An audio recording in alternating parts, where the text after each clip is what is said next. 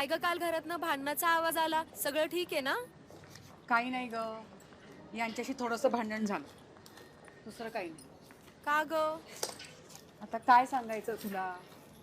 अगं खर्चाचा आणि कमाईचा मेळच नाही बसत बघ.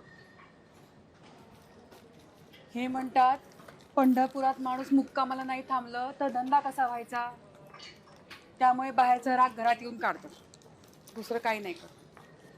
घ्यायचं समजून, होईल की सगळं नीट. कसं होणार ग सगळं नीट. हा, काळ किती पुढे गेलाय. 40 वर्ष झाली पण आज पंढरपूर आहे तसंच आहे. ना रस्ता धड आहे, ना कुठला धंदा, ना धड शाळा, ना कुठला दवाखाना. माझ्या पोरीला तर जन्माला आल्यापासून नुसती परवडच होते. बाळणपणासाठी दवाखान्यात ऍडमिट झाले सरकारी, एक डॉक्टर पण नाही दवाखान्यामध्ये ग. या लोकांनी सरकारी शाळा नीट चालवल्या नाही बघ, आणि आता पोरीला त्यांच्याच इंग्लिश शाळेमध्ये भरती केले. आणि त्या इंग्लिश शाळांची फी म्हणजे ही एवढी भली मोठी. आणि त्या शाळांमध्ये पोरीला पाठवायला परत स्कूल बसचा खर्च वेगळा. कधी नीट होणार आहे सगळं काय माहिती. आता लय दिवस नाही चालणार, सुधारल सगळं. ते कसं काय सुधारणार आता. आपण नगराध्यक्ष म्हणून प्रणिताताई भालके यांना निवडून आणू.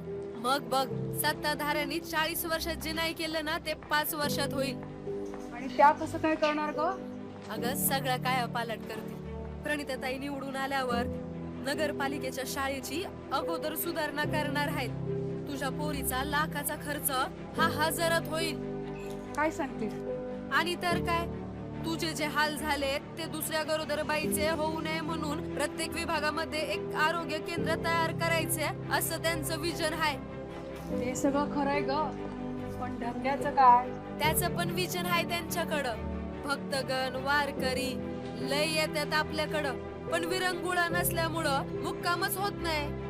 पंढरपुरात पर्यटन वाढण्यासाठी उद्यान बांधणं, प्राचीन स्थळ उघडणं याचा पण प्रयत्न करणार आहेत ते. एवढा पुढचा विचार केला ताईंनी. मग काय, आपल्या भारत नानांची सून शेवटी. तोच विचार आणि तीच तळमळ असणार. काळजी नको करू, सगळं ठीक होईल. पंढरपूरकरांच्या मूलभूत गरजांवर तोडगा काढण्याचा नारा प्रणिताताई नगराध्यक्ष होऊन करणार खरा. सर्वसामान्य जनता हाच पक्ष, प्रणिता भालके म्हणजे मीच नगराध्यक्ष.